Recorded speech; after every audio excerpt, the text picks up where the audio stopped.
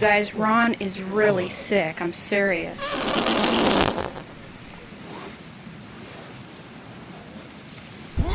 Last night, Ron got poisoned by something that he ate, and he had projectile vomiting, and it was coming out the other end too.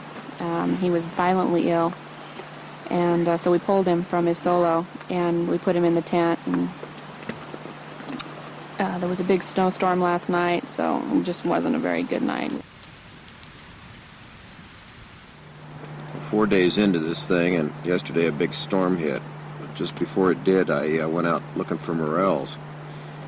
When you're really hungry, you make some mistakes, and I found some morels. And I've eaten a lot of them in my time, but I picked one called the false morel. And that causes diarrhea and vomiting. So in the middle of a snowstorm, I managed to spend a lot of my time outside feeding nature. And now I'm in the recovery phase, so we'll get started again after a while.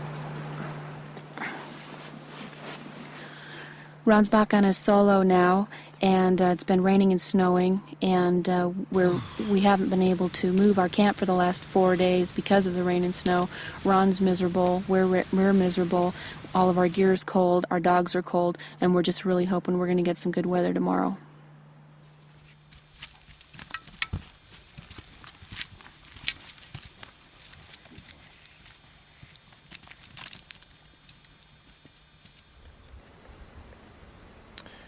Well, I've been looking around for food now for a couple of days.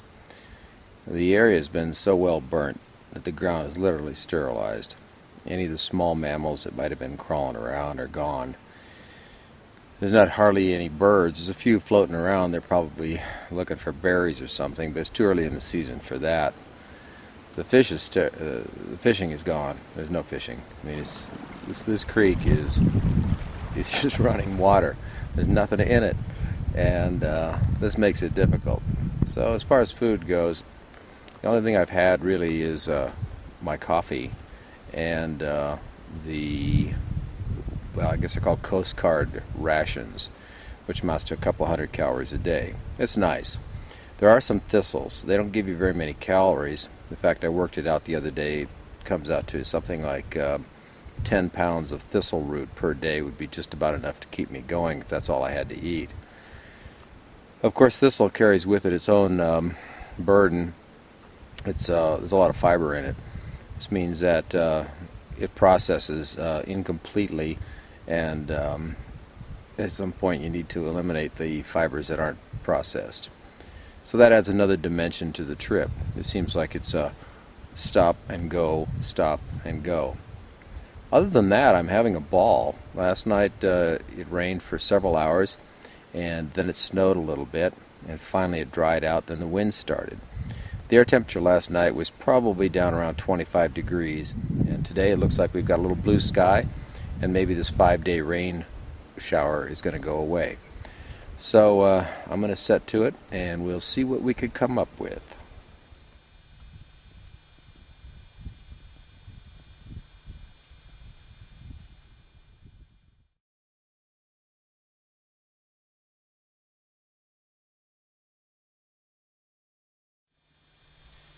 Well, I'm trucking through the area here, trying to find an area that's got some green, and maybe there's some deep pools where the fish haven't been killed off. So that's what I'm searching for now. I'm going to do a little trucking today, and God help us, we might find something good to eat later on.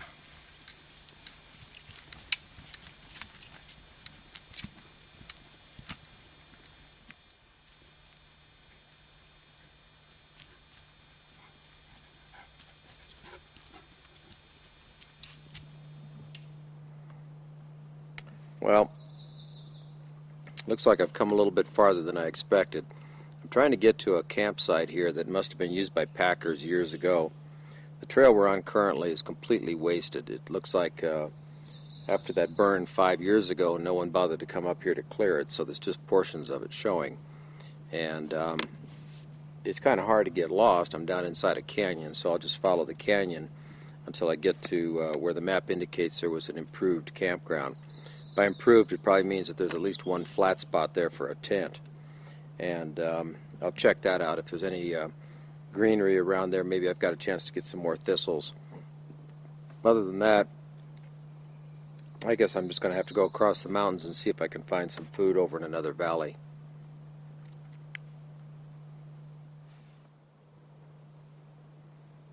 Hello, Brian. This is Ron. Do you have a copy?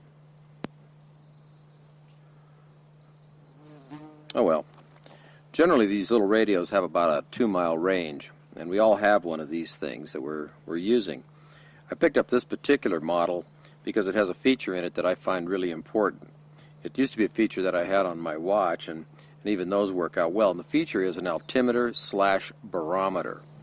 Now, those are very important in a survival kind of way for one reason.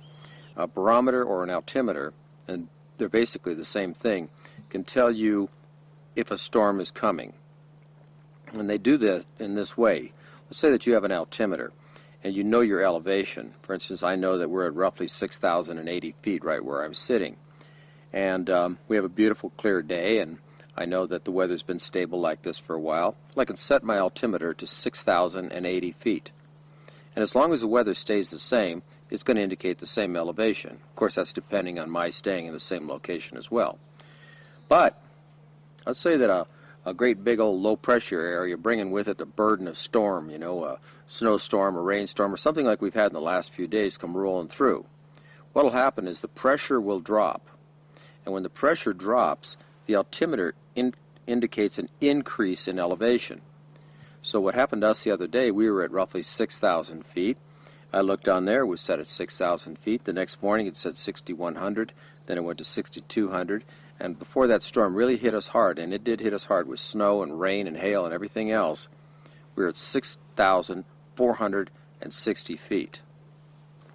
So we had a 460-foot elevation gain while we were in the same camp. And that's because of a low pressure area that rolled through. We were then able to track to tell when that storm was leaving us by watching the elevation start to drop. Now, if you were watching a barometer, you'd see the barometer drop. A barometer drops, an altimeter increases when the storms come in.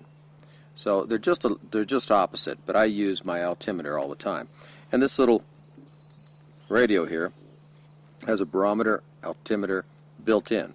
It also has a few other things like an alarm clock and a compass and a radio and odds and ends like that. These things are getting pretty fancy these days, but this is a handy thing to have with you. I just want to add that the idea of carrying a barometer or an altimeter with you up in the mountains is not a new one. Mountaineers have been doing this for probably close to 100 years now, and they've been lifesavers for that long.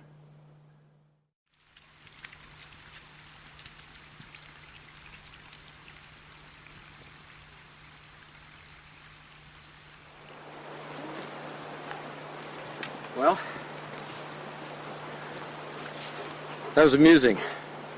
Just walked over the top of Sheep Eater Pass at about 7,800 feet, ran into a bunch of snow, but no fish, no ground squirrels, no marmots, only a couple of birds. And if I ate one of those, it'd be about the size of a golf ball. And right now I got a whale-sized appetite. So we're just going to keep on down this trail and see if we can't find something to satisfy it.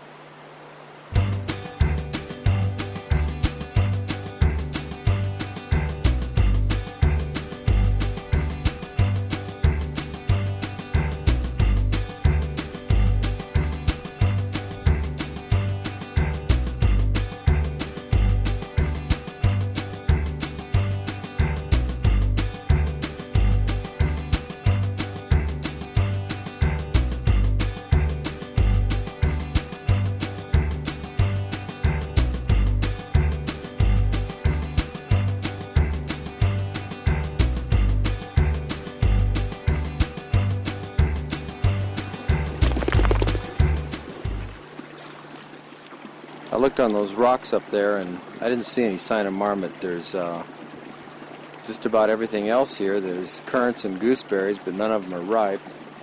There's lots of water, yeah. But I've had plenty of that. And there's no fish. So it's the same old thing. We've got shelter knocked down, that's not a problem. I can make a fire anytime. So we're into that food priority now, and that 3-week thing is going to be probably the essence of it after this. It's going to have to keep on trucking on what I got.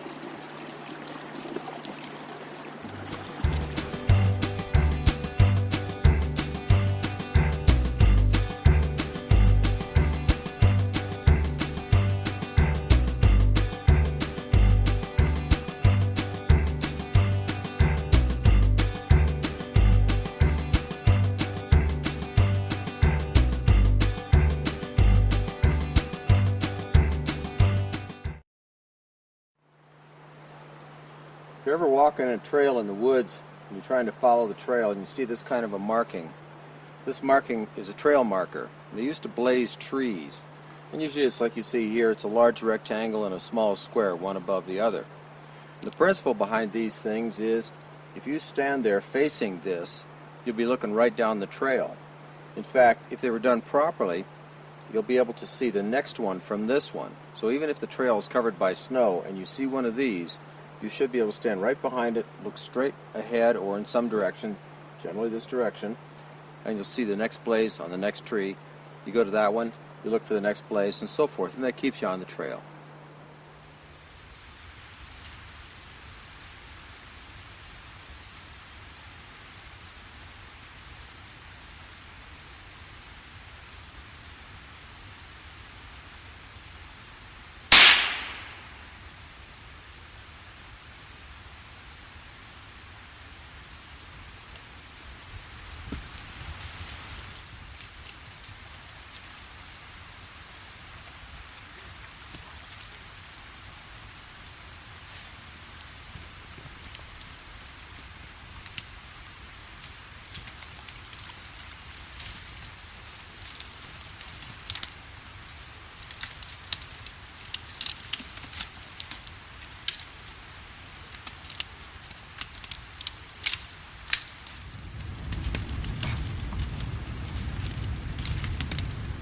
Well, it's not exactly a monster, but it's dinner. I shot him through the neck, so I wouldn't ruin a whole bunch of meat. You can see the hole there in his neck maybe. And so we got something to chow on tonight. A couple hundred calories. I'm a happy fella.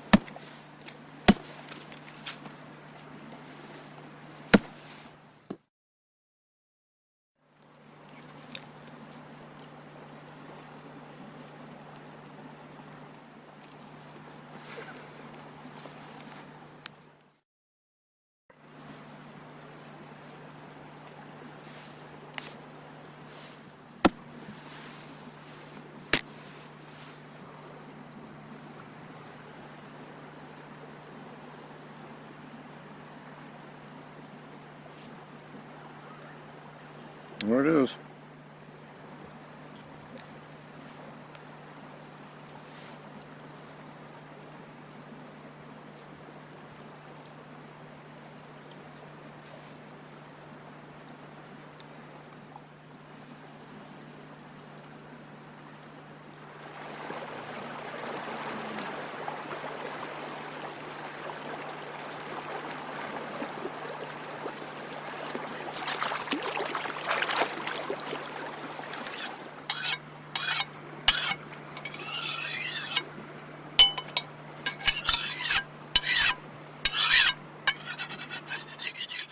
And this is my version of cave cooking.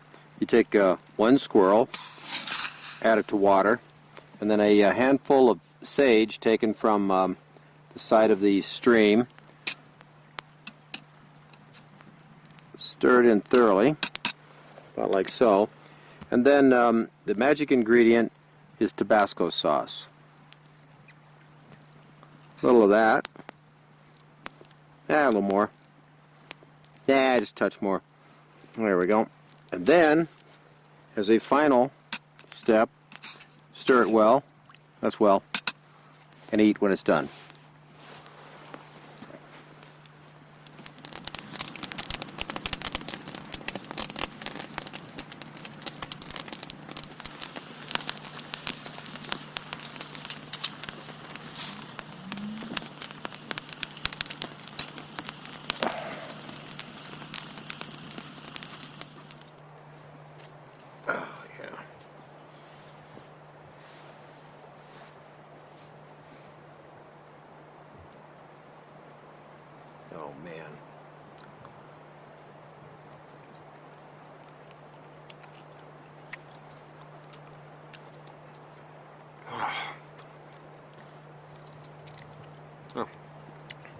This is heaven.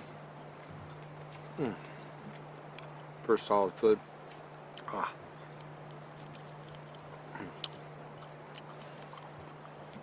Tabasco is one of those things, it's like my knife. I wouldn't go on a survival trip without my Tabasco or my knife. This makes everything good. And it kills fleas, wasps, hornets, and it repels Mongol invasion.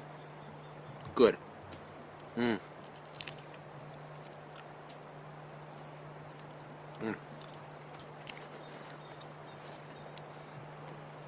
Ah. It is hot.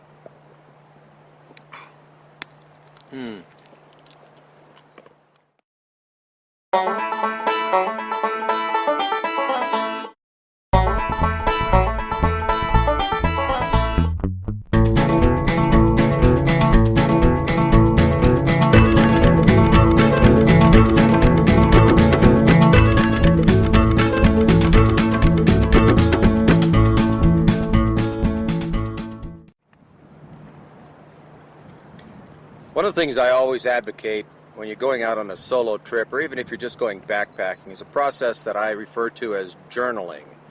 Now, journaling is just a way of ordering your thoughts. You know, when you're camping, it's really important to keep your gear organized so you can find everything and you don't lose it in the dark. And it's the same way with your thoughts. When you're journaling, what you're doing is you're ordering your thoughts. You're putting them into some sort of a pattern, and later on you could go back and revisit the trip. But the important part of it is this. When you're ordering your thoughts in the wilderness, it helps you to pick out the order in the disorder of the natural environment. I find this is one of the most critical skills a person can have and use when they're on a solo experience. I always use a pencil because pencils don't freeze when it gets cold, and I can erase my mistakes. I usually carry 3 or 4 of them with me.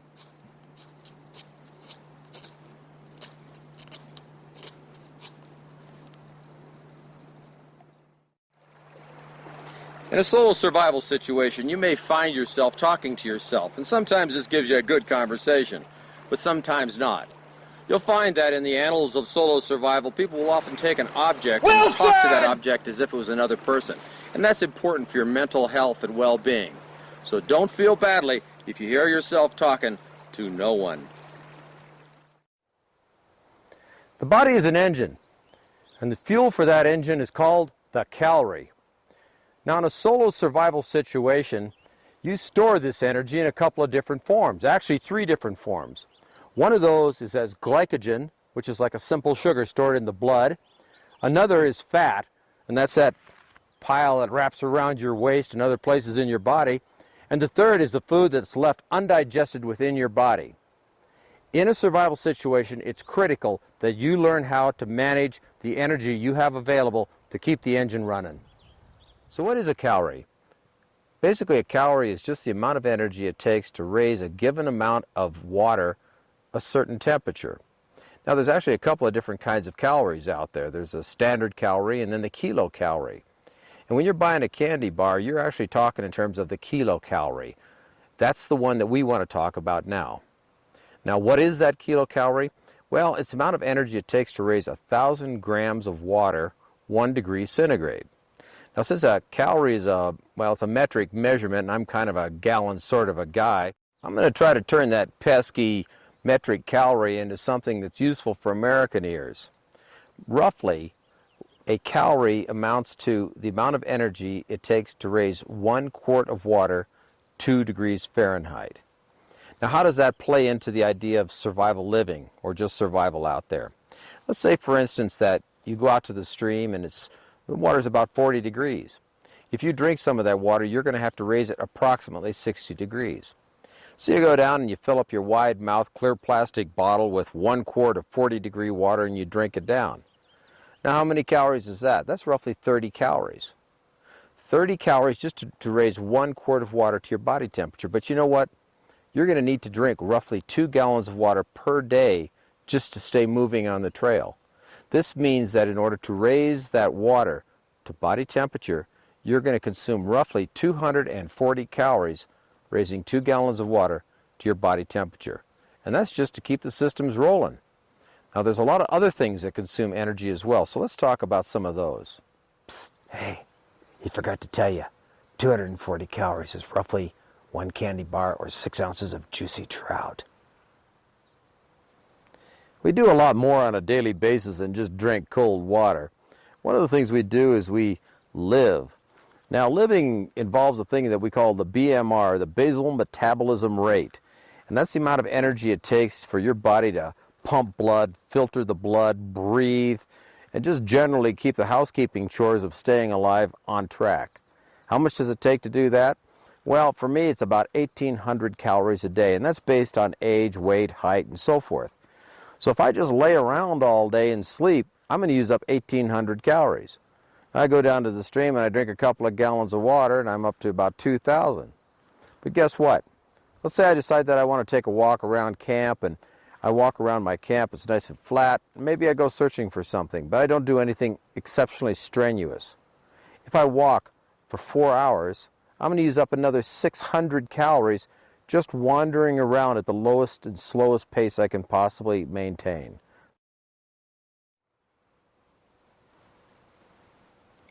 Even processing your food requires energy. It's called the thermic effect of food. You can take roughly 10% of the actual caloric value of the food, and that's the amount of energy it requires to process it. Yep, there's the 10% right there.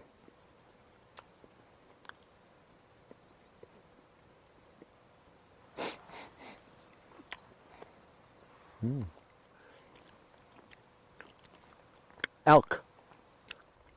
You can save 20% of your energy by not taking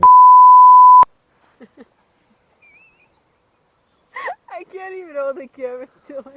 There are a lot of nifty charts out there that tell you how many calories running or walking or some other activity requires.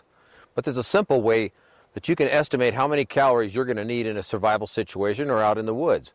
And that's this. If you're going to be, just laying around all day, you take your body weight and you multiply it by 14. If you're walking some, you multiply it by 17. And if you're active, you multiply it by 20. Now, I weigh roughly 200 pounds, and so if I'm in a survival situation and I'm hunting and fishing and actively looking for game, I'm going to end up burning about 4,000 calories per day. If I'm sitting around in the camp and maybe walking down to the stream to get some water and do things like that, then I'm going to be burning around 2,800 calories per day. Now, just so you know, I can't be inactive in a survival situation. I have to be active. I have to do things like make a good shelter. If I don't make a good shelter, I'm going to shiver all night. Shivering requires roughly 500 calories per hour. If I spend 8 hours in the bed shivering, I'm going to burn up an additional 4,000 calories during the night. Add that to my basal metabolism rate and the energy it requires to heat up water to body temperature, and I'm running up in the 6,500 calorie range, maybe even, 7,000 calories. So pretty quickly you can see that you use up a lot of power in a survival situation. It's much better to spend a few hundred calories building a good shelter and not waste all of that power shivering during the night. This solar panel takes its power directly from the sun and puts it into the batteries we use for our cameras. But we're not like that. We have to get our energy from someplace else, and that's food. Now, what about the food that we find out here? That's something you ought to know. A rat, a marmot, a squirrel, all give you about 32 calories per ounce. That means in order to make it through the day, through our heavy calorie days, we're going to have to eat something like 7 pounds of rat, squirrel, or marmot. That's a lot. Now beef, is just a little bit different. Beef is high in fat. You see, things like rat and so forth, they're all high in protein, and so they don't have the calorie density that we have in things like beef. Beef runs in at around 72 calories per ounce, and that's a lot. So if we were running around out here just eating beef, we could get by on around 3, maybe 3.5 pounds of beef a day. Fat calories are very, very good. Now there's another way to carry calories, and that of course is in the form of sugars. Sugar carries around 120 calories per ounce, and that's a lot of power. This means that you could walk around out here every day on just about a pound or a pound and a half of sugar and get a lot of work done. You'd probably go into some kind of shock, but it also explains to you why a lot of primitive tribes find honey so appetizing and so valuable to their survival. So, where does honey come from? Well, it comes from bugs. And what are bugs good for? For? So, where does honey come from? It comes from bugs. And what are bugs good for? Bugs are good for food. You see, things like termites and grasshoppers might kick out as many as 200 calories per ounce. Maggots a little bit less. The problem with eating bugs is something that we often refer to as the gag factor. You know, it's hard to throw your face into a bowl of maggots and start munching. But if you throw those maggots into a stew, then they just look like, well, brown rice. Keep in mind that stews are the universally accepted way to hide rotten meat and disgusting foods. It can make just about anything palatable. We've known that since pre-Roman times. That's why there have been so many stews in all those cookbooks. Got to hide that nasty stuff. I want to add one more little thing here. You know, if you expect to come out into the wilderness and survive just on plant life, you're probably going to have a pretty hard time if you're going to be out here for any period of time. There just isn't the caloric density in the natural edible plants that you find out in the wilderness. Oh, sure, in specific environments you'll find one or two plants that have a lot of fat and a lot of protein and some sugars and so forth, and you can make it. But in the American wilderness, that's not the case. You're going to need to eat flesh if you want to survive. I taught wilderness survival in a university for a couple of decades, and during that time, I had an opportunity to watch a lot of different people up there in the mountains. And one of the things that I noticed is that after a couple of days, the guys that had muscles on their muscles, bumps on their bumps, macho monkeys, these guys would get out there and they were the first ones to start falling apart. My God, look at this guy. He could lift, well, hell, he could lift these big old boulders, but you know what? He couldn't lift his leg after a couple of days. And the reason was he didn't have the body reserves. Lots of power for the short term, but no power, no stamina, and no ability to continue on if they didn't continue to have food coming into their system. Well, the food that's already in your system is the body battery, and I refer to that as survival muscle. Let me tell you a little bit more about it. Let me show you what survival muscle looks like. This is survival muscle. Now, just before I came up here, I made sure that my survival muscles were properly built up. And it looked something like that. As the days wore on and I ate less and less, the body battery, the survival muscle, started to disappear. Some people call it a diet. I call it good living. And it's important. If you're going out on a survival situation, you carry around a few thousand calories. I say, what do you mean a few thousand calories? Well, I'll tell you what a few thousand calories is. That's right. You see, every pound of human fat reconverted to energy gives you somewhere between 3,600 and 4,000 calories of power. That means that when I wandered up in here, actually waddled up here into the mountains, I was carrying along about a 2-week supply of chow. That's pretty good. So I had a lot of extra power stored right here. Now, I can't just turn that into energy to use. You see, it takes power to make power. Remember we were talking about thermic conversion of food? Well, you have to convert this into food energy somehow. And in order to do that, I need to supply myself with some calories, some external calories, something like carbohydrates or something to fuel the process of digesting my own body. This is called a catabolic metabolism, and it takes time to get started. Fasting is a survival skill. If you fast for 24 hours, it teaches your body how to start to convert survival muscle into power. You need to fast just to learn how to convert this stuff into something that keeps you busy on the trail and nice and warm at night. A little tip about the body battery.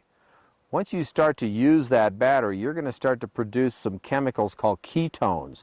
Now, ketones stink.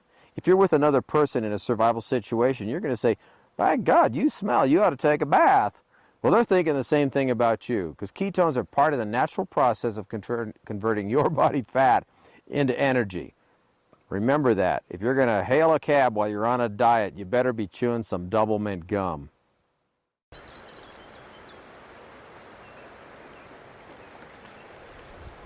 Well, I've been fishing this stream. It's like fishing an irrigation channel or something like that. There's no fish in it. It's, I guess it's more for the meditative qualities and for the possibility that I might actually get food out of it.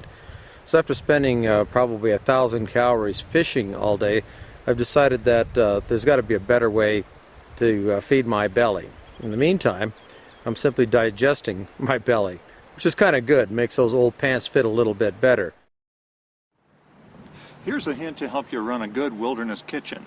Now, when you're running a campfire, you don't have a burner control to control the height of the flame, but what you can do is make a setup like this for controlling the height of your cook can over the fire. Now, what you do is you take a green stick like this and cut a few hooks on it and use green wood. What this stick does is keep your parachute cord, which will burn, up away from the fire. And it also gives you a place to hook one or more cans so that the whole cook party can keep their cans cooking all at the same time. Conserves resources, uses the hot rising air very efficiently, and later this entire A-frame will serve as a frame for your shelter.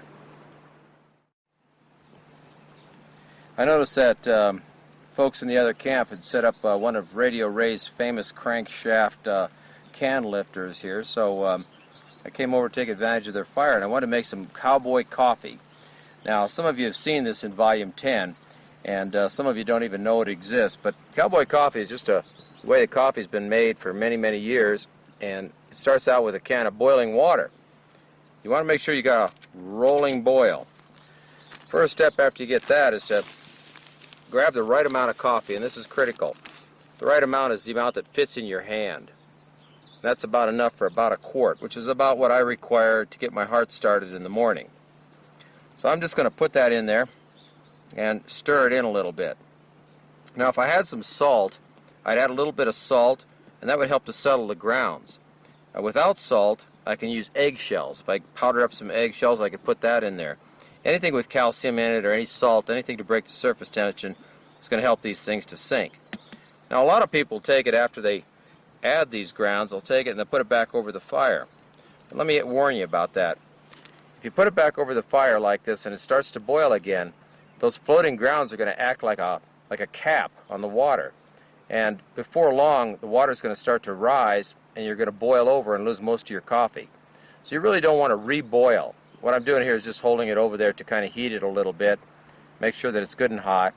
And after about 5 minutes or so, these grounds are going to sink to the bottom.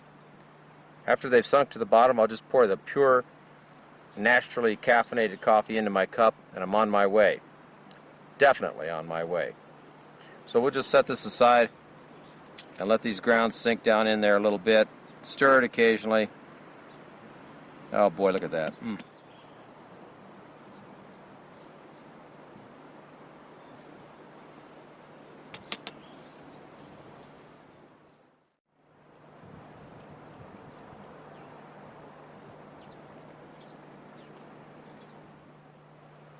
It's been about 5 minutes now, so let's take a look at that coffee. I'll just scoop some out. You can see now that it's good and clear. All those grounds have settled down. They're all at the bottom. The trick now is to pour the coffee out of the can without disturbing the sediment. And even if you do get some of those grounds in there, they're not going to hurt you any, but you can still let them settle in your cup. So it's time for some Java. And this looks like a good strong batch.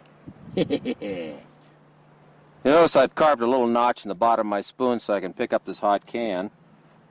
And I'll just get a little of the good stuff here. Oh God, that looks good. Just a little bit. I want the rest of it to continue to percolate. Meanwhile, this spoon here has been through all kinds of things, so I need to clean it. Best place to clean it is in there with that coffee. That makes everything else I taste later taste like coffee. Whoa. I bet you wish you were here.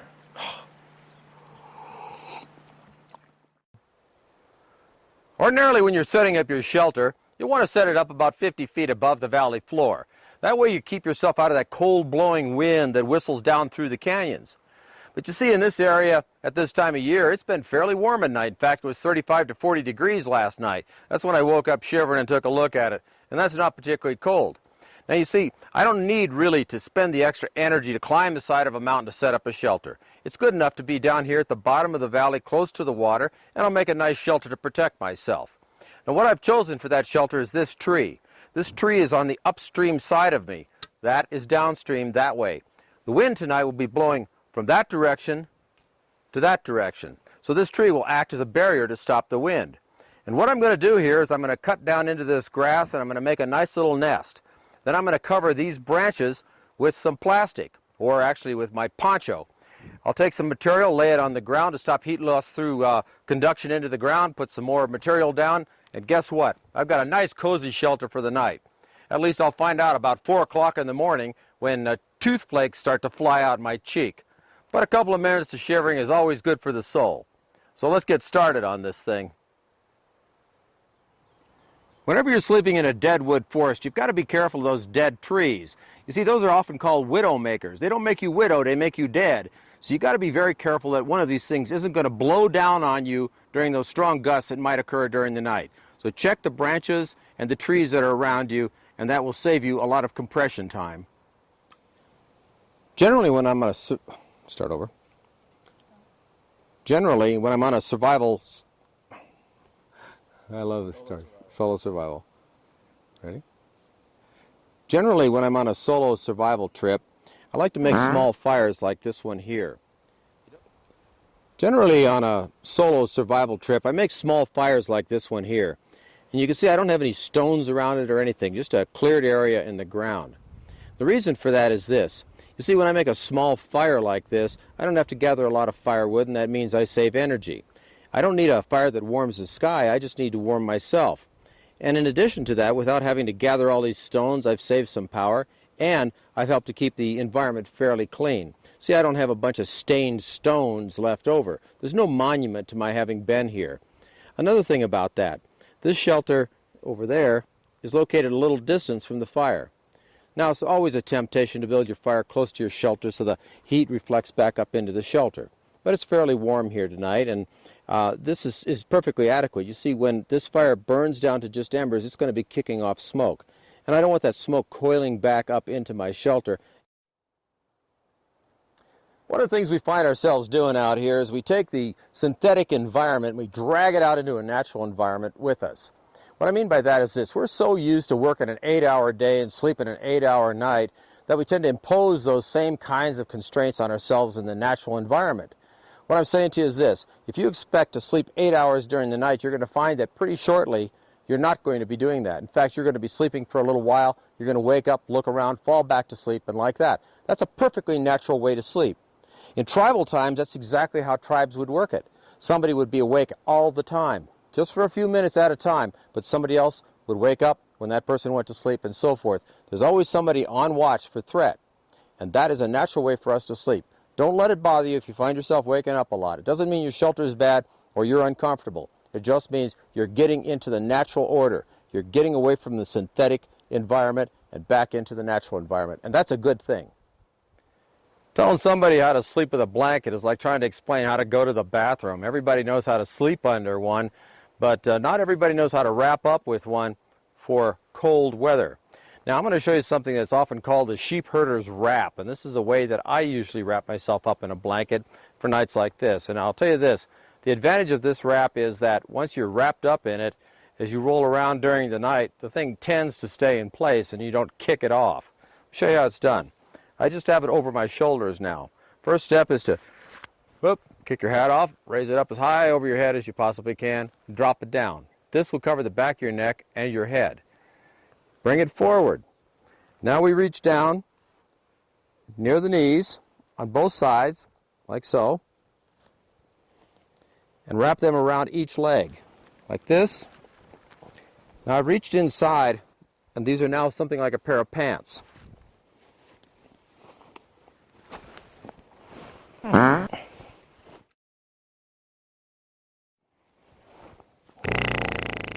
you may have noticed that when I wrapped up like that, I covered my face completely. The reason for that is this. When you breathe in cold air, you breathe out warm air. and that's energy that you could conserve. When you cover your face, you're breathing that warm air back into the blanket, back into the microclimate that you've created around your body, and that helps to keep you warm. Now you might think to yourself, well, what about all the moisture on the breath? Isn't that going to make you wet? Well, it could. If you were in a waterproof environment, yeah, it would start to condense and you might get a little bit moist. But blankets by their nature tend to breathe, so the moisture tends to make its way out, fresh air tends to make its way in, but the heat definitely stays in there to keep you warm. If you're in a real survival situation, you probably won't have any choice over the kind of clothing that you're wearing. But if you're just going to go up surviving, testing out your solo survival skills, you will have a choice, and the choice you make is important.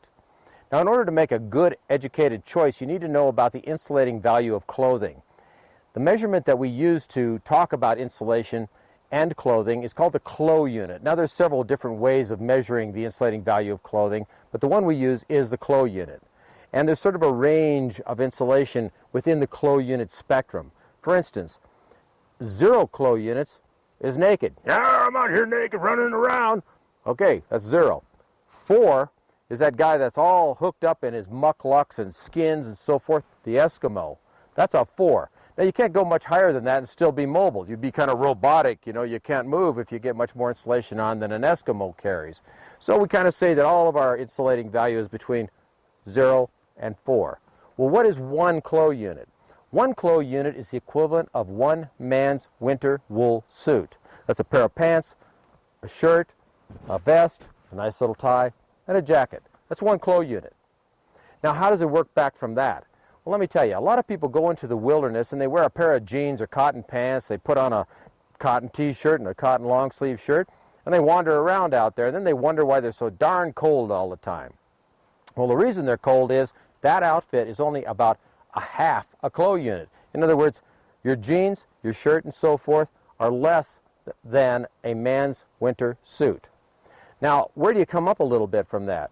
The easiest way to come up is to put on military BDUs. That's a battle dress uniform. And remember, that's just a pair of pants and kind of a longish shirt with a t-shirt and underwear. That's about 90% of 1 Clo unit. Actually, it's 0.89 of a Clo unit. Gives you good protection. Well, why the big difference between cotton and that BDU? It seems like the BDU would be lighter. Well, the BDU is lighter. But you see, what the BDU has is it has a nice tight weave, and it's made of polyester. That helps to keep the wind from blowing in and helps you to retain the heat close to your body. Cotton doesn't do that. It can't do that. In fact, when cotton gets wet, it holds moisture up against your body, and you blow away that heat so much faster. You just lose heat. You can't dry out the cotton. BDUs, on the other hand, those will not retain the water. They get wet, and the water seeps down the fabric and out, and they dry very quickly.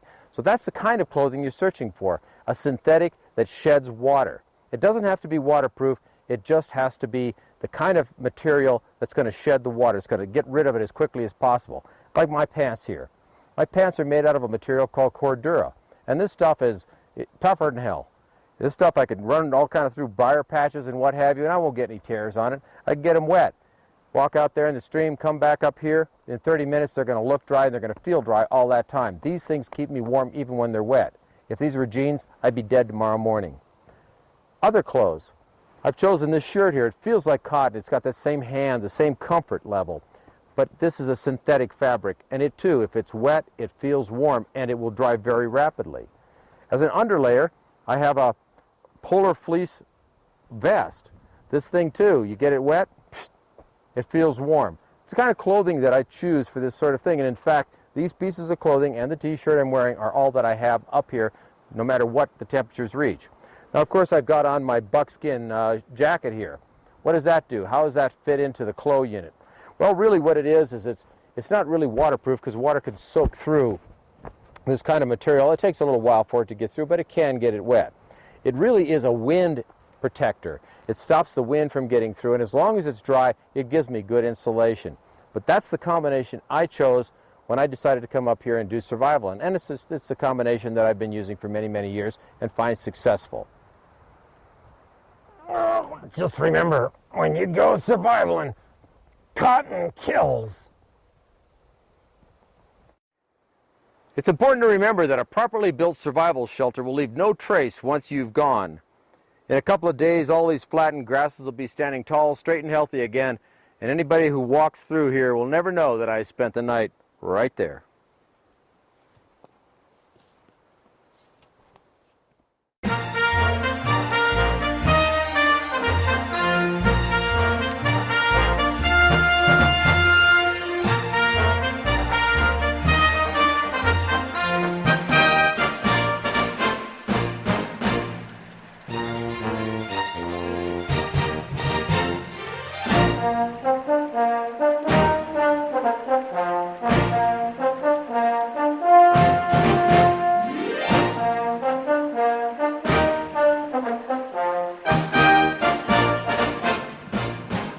Yes, he is. Okay, gunshots. Be ready for a sound.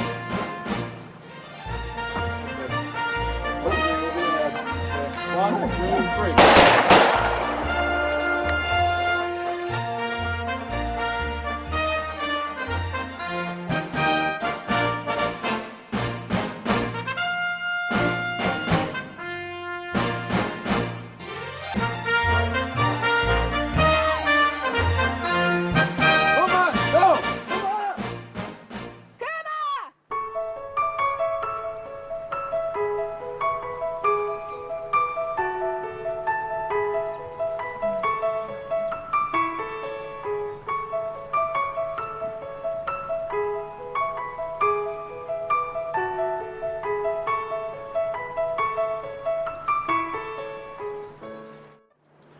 Just so you know, we've been having problems with that moose here for the last 3 or 4 days. He'll come close to camp, stomp a little bit. It's obvious that he's getting more and more aggressive and more comfortable with us.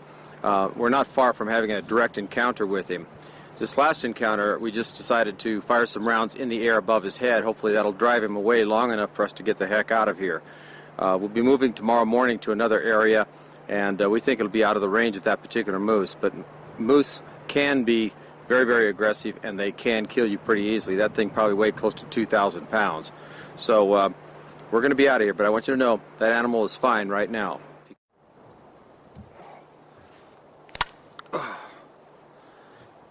When you find yourself in a survival situation, it's a good idea to find some way to relieve the tension, because it will build up. Now, that moose was stomping all over my camp, and that got me a little irritated. So I needed to find some way to lighten up. And what I did, in fact what we did, is we settled down to a little bit of song and dance. Take a look.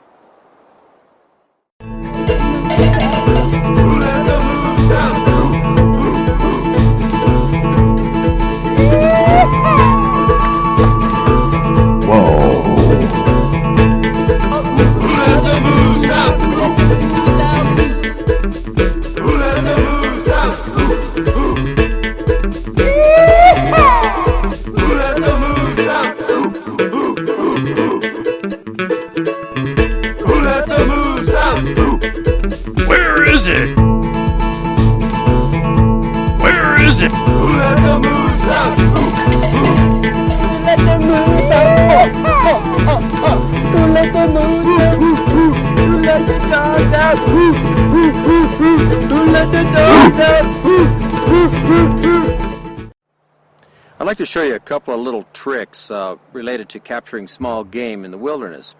The first one is called the whistle-up. And the whistle-up requires 2 people, one person who can whistle and the other who could swing a club. Let me demonstrate. This flower here represents a rabbit in a field. And what we want to do is we want to get this rabbit into our stew pot. Now normally if you walk up to the rabbit, he's going to duck down into his hole. And what we're going to do is we're actually going to walk up to the rabbit, so he will duck down into the hole. But there'll be 2 people. This is one person and this is the other. Now, these people will walk in a synchronized manner so their feet hit the ground at the same time, but one person will be whistling. That's this guy. This guy is the club man. So they'll be walking along. The club man stops behind the hole. The rabbit now is down in the hole. The whistler continues to walk. And as he walks away, the rabbit is curious, and he sticks his head up out of the hole to see who walked past, and the club man takes out the dinner. Now let's watch Brian and Ray demonstrate this special technique on some wildlife found out here in the wilderness.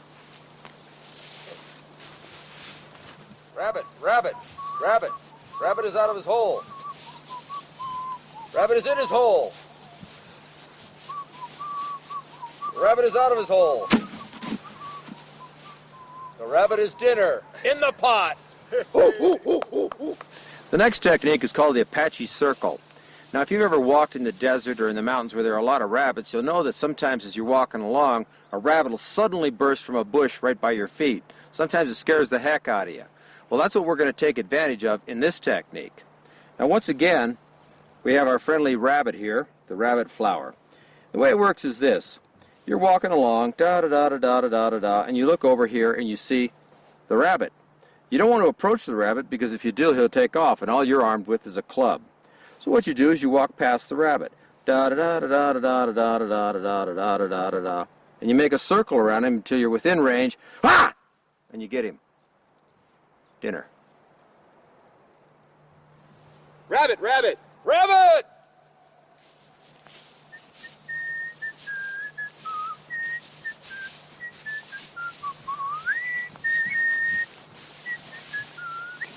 Ah! Dinner! Nietzsche, sick. Sick. Good girl. Good girl. Good girl. Good girl. Bring me the rabbit. Oh, we've got dinner. What a Yay! Woo! Woo! Get it, girl. Woo! Get it, get it, get it. Whoa.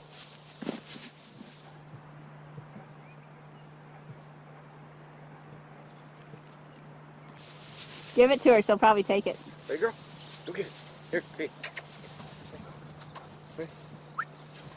Go get it, go get it. Get out of the way, Ron. Oh, she won't pick it up. She wants that ball.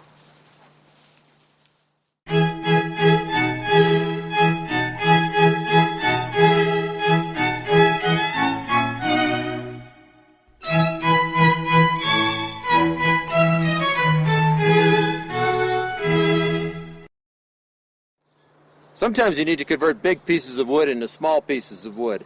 And I've seen more than a few people take out their great big old knife or their machete or their hatchet and try to chop it into smaller pieces. But it's a waste of energy. The easy way is just to slam a stick like this against another piece of wood or a rock, and it'll break off in small pieces. Let me show you what I mean. And now I have some small pieces of wood to work with. But sometimes when you do that, the wood doesn't break apart in that way, and it's a little springy. That's when we move on to the next level, to the radio ray hydraulic technique. Let me show you what that is.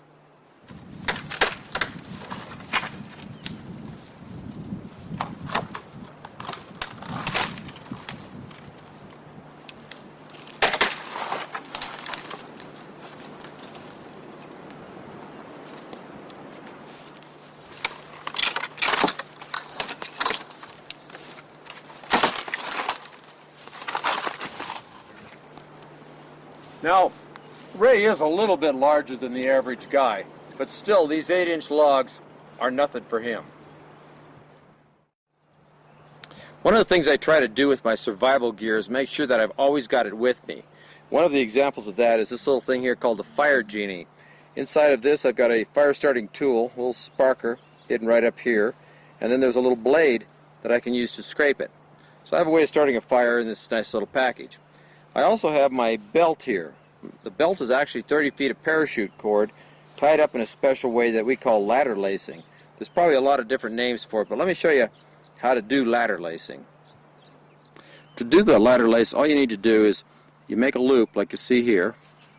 This loose piece over the top of the other. I'll do that again for you, like that. Now I've got a little loop. I'm going to reach up through the loop and grab a piece of cord and pull it through. Now I've got another loop, and I'll reach through and I'll pull it through. Reach through and pull it through. Reach through and pull it through. You can see how quickly it starts to grow. Through, through, through, through. Just keep on going until you got it all used up. See how fast I made that much. Let me show you how quickly you can get at your cord when you use ladder lacing. First of all, there's one little knot right at the end that's kind of the key to the whole thing. Once you pull that, it just sort of strips out like this into a single line.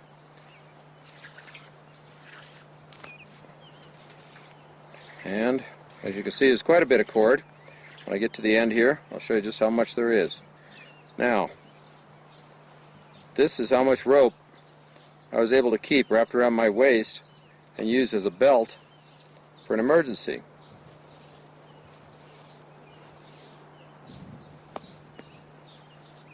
There you go there. Let me show you another way to use insect repellent. Insect repellent makes a good fire accelerant when you want to start a fire. Now if the wood is wet, you might find that it's a little difficult to get things going. What I have here is some black moss taken from a tree, and usually if you look around, even in a heavy thunderstorm, you find some of this black moss stuck up against the side of the tree, and it's pretty easy to harvest, and it makes a pretty good tinder for starting fires. So I'll use my little fire genie here.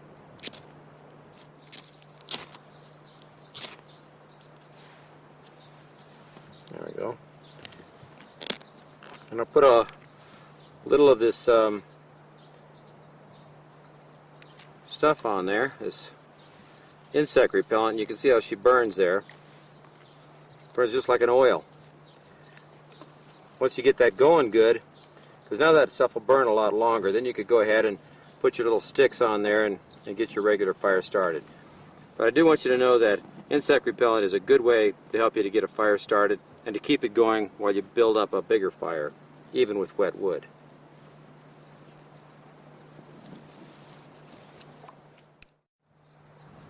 Someday you may find yourself in a survival situation where you need a hook to catch small game or fish. Well, if you want to make a fishing or a hooking setup, what you need is your parachute cord with those fine inner lines, some source of bone like a skull, a rock, and a knife to do your carving. Let me get started and I'll show you a couple of different types of hooks you can make.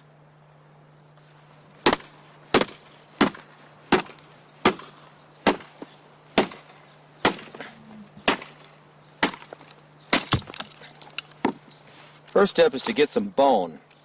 So we're going to break this thing apart and look for a nice piece. What we're looking for is a solid piece without a lot of marrow chambers in it. Marrow chambers are the open area on the inside of the bone here. And that tends to weaken anything you're working with. What we want is solid bone. A leg would be even better, but we're going to work with this skull.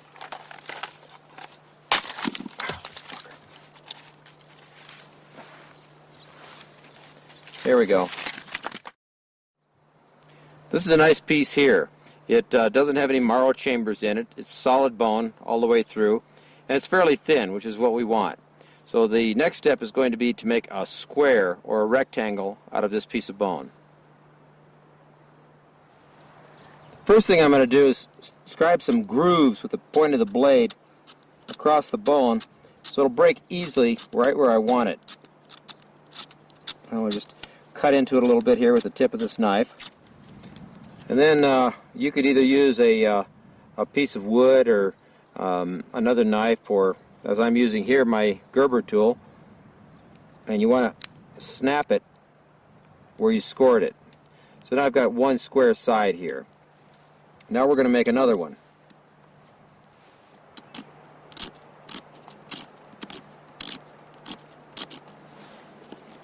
Okay.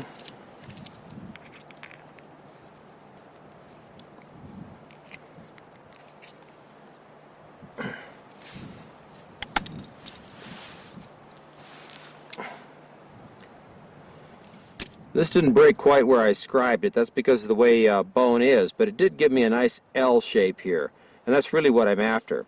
So I'm going to try again. We're going to scribe another line here, and hopefully this time we'll get her to snap. Now I could use the saw on my Swiss Army knife to make this groove faster, but I wanted to show you that it could be done just with a pocket knife, something like that. Now let's hope this breaks easier. Whoop, there you go.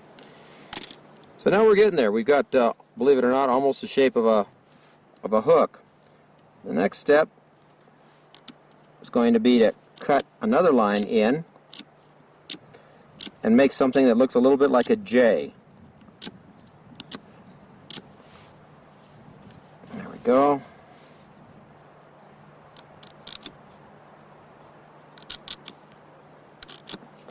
And these lines have to be a little deeper because we really want to be sure that this part breaks where we want it to. You can use the back of your blade to scribe the bone like this if you've got a good strong lock on your blade like the one that's on this Tops Magnum folder here.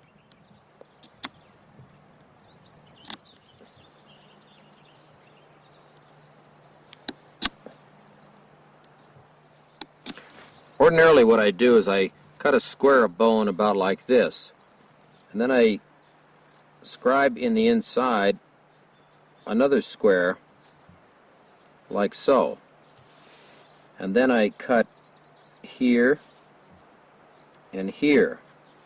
What will happen is I'll take this piece off, and this makes one hook here once I carve it out, and this makes a second hook here. But because the bone broke, I've only got this little square here, this little corner. So what I'm going to do is I'm going to cut into this, like this, and bring that up like so, and around like this, about like that, and that will make my hook.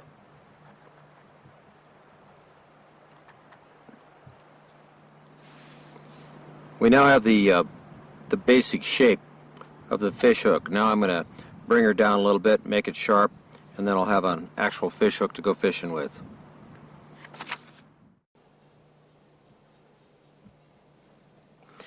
This is the hook as it finally turned out, and you can see what I've done here is I've gone and carved a point on it, and instead of using stuff from my survival kit, like the line from the inside of the 550 cord, I just took some pine sap, and you've already seen how to make pitch in Volume 4, and made up some primitive cordage out of sedge grass as a fishing line. I wanted to show you how this whole affair would come together. Now at the same time I also took another piece of bone and made another little hook blank, you can see here, and you can see how this thing is cut out of a blank like that. But that's your basic fish hook or hook made from a piece of bone. Let me show you another way to make a hook. This is another type of hook made out of bone. It's called a gorge hook. And as you can see, I've already put some pine sap or pitch around the outside and have my little piece of cord here. What I'll do is I'll wrap this around inside that pine sap and let it harden.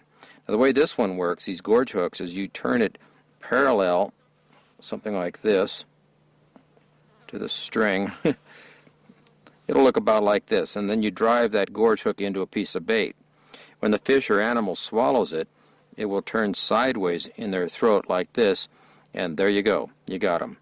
Pull them right on out. Here's another example of a gorge hook that was made from a safety pin taken out of my mini kit. I just snipped the safety tip off of it, and using the loop and a piece of snare wire, made up this hook. And again, what you do is you just turn it so it's parallel, like so, with the wire, and then drive it into your bait, like a worm or something, and when the animal swallows it, this will turn sideways in their throat, and you got them. So that's another real simple way to make a fishing hook or a hook out of materials that you might have with you in your kit. Just as a reminder, in the survival kit video we showed how to make a gigging hook, and this one is made with 3 of those little safety pins. I've just wired them together with the snare wire, and they work in pretty much the same way as a regular gig. You just drop it down and lift it up underneath the animal, and it hooks it in the bottom of its belly. And it's a pretty effective but highly illegal fishing method. The sunglasses I'm wearing here are polarized sunglasses, and you've probably seen that in advertising before, but you might not know what polarizing does. When you're a fisherman, it makes it a lot easier for you to see through the surface reflections on the water. It gets rid of some of the rays of light that scatter up and act as reflection. Let me show you what I mean. Without polarizing sunglasses, this is what the stream looks like, and I can't tell if there's any fish in there. But once I put them on, this is the view I get at the bottom.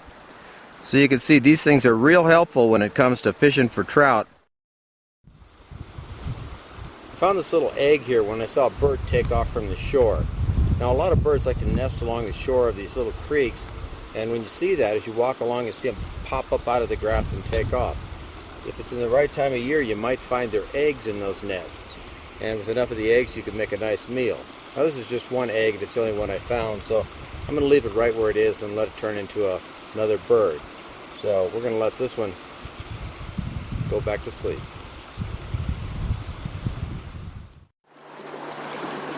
Well, here we are.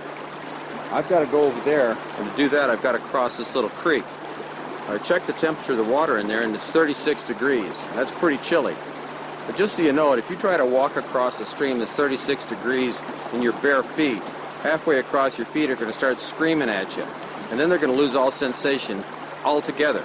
You might find yourself stepping onto a slippery rock or anything else and fall down in the stream and you'll be totally wet. And that's not good for survival. What I'm going to do here at this stream is I'm going to take off my shoes, I'm going to take out the inserts, I'm going to take off my socks.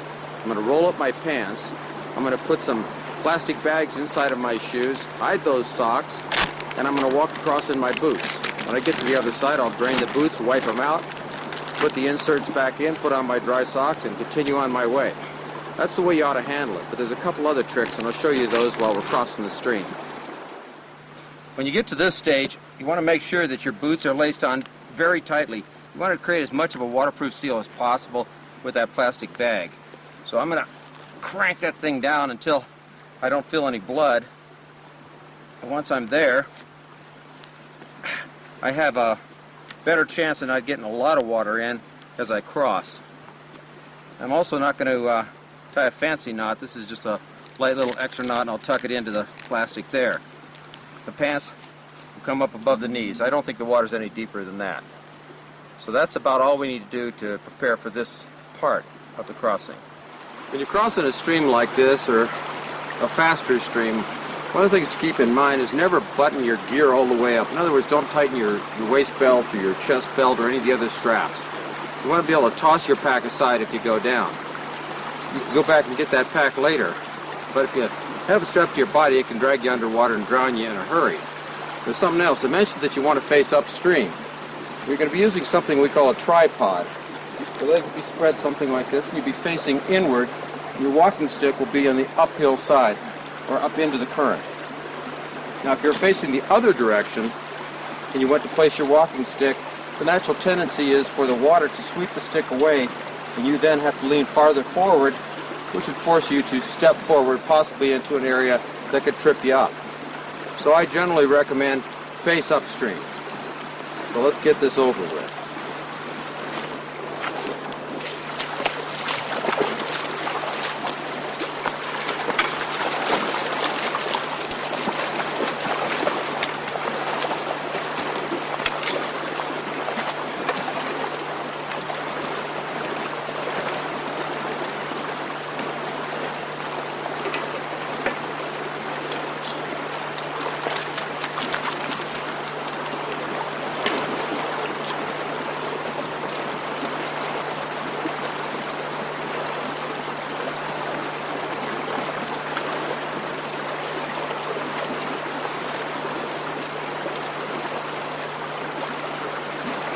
That water's cold.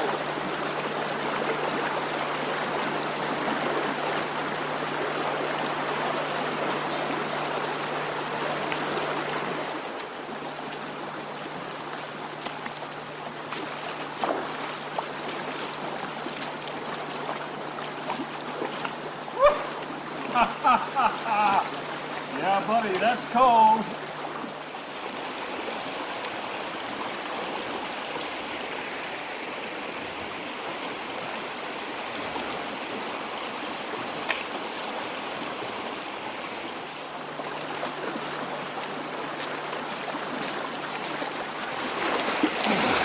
Hey Ray, welcome to the other side.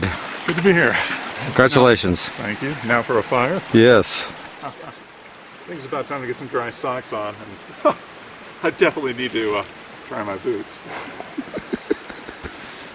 That's what I call invigorating.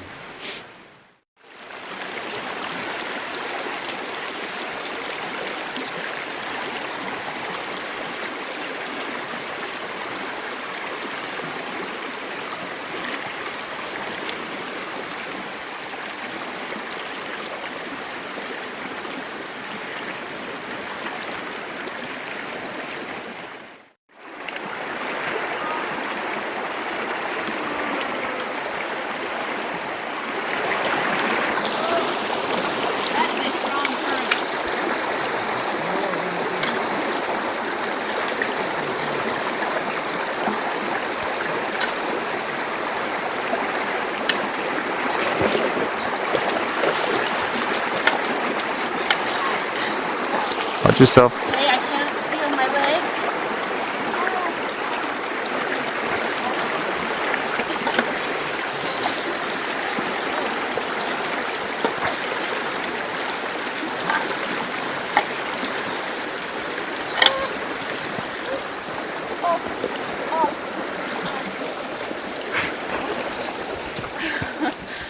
Oh my God, that is so cold.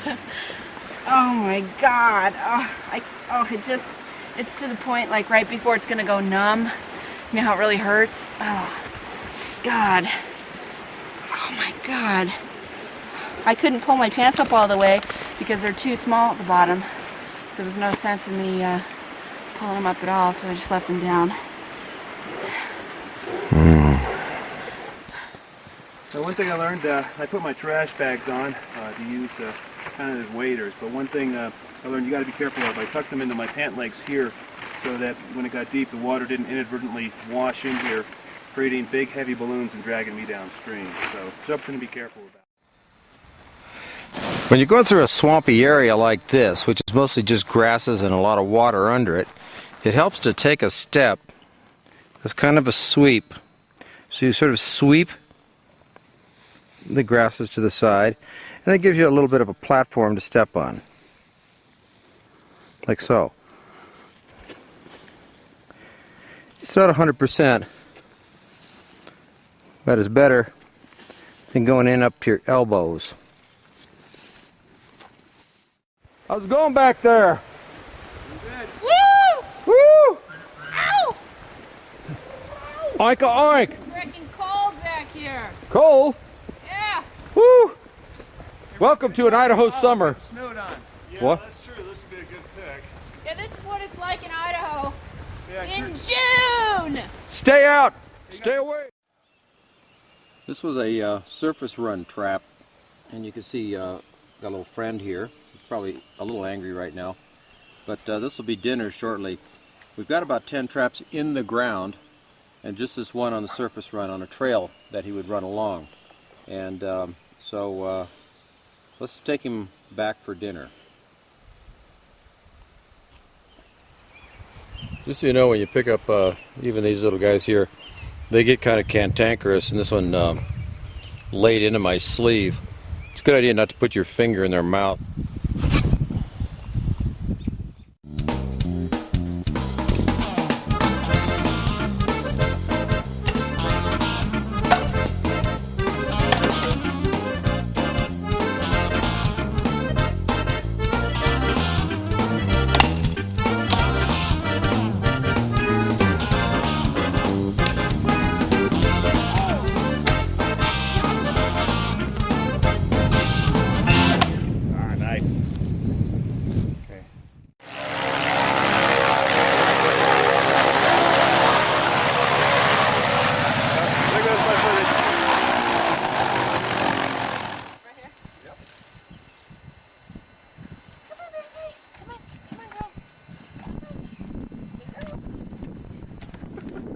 Hi, Nietzsche. Wait, Karen. Nietzsche, sit. Sit. Sit, girl. Sit. Nietzsche, sit. She's sitting on me.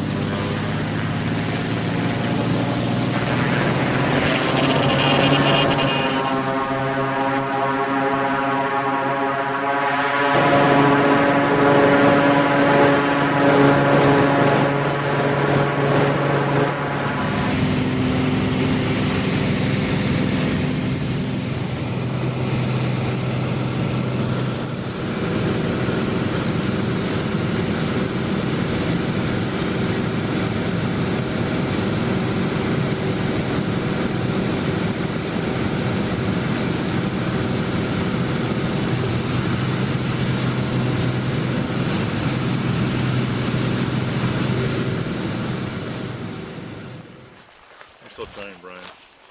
Mayday, mayday, mayday. This is N0EKU. That Ron Hood.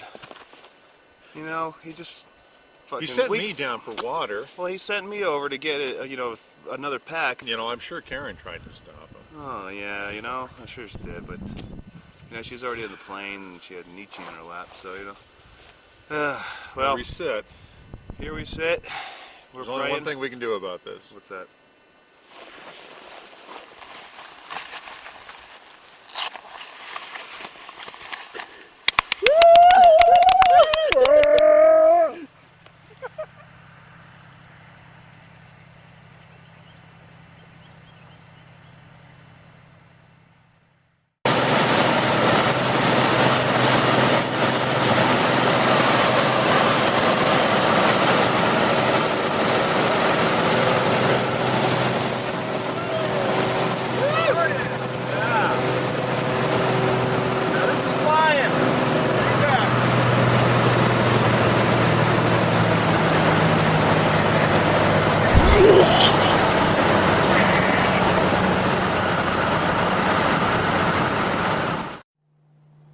I've been practicing survival skills in countries all around the world for the last 30 years.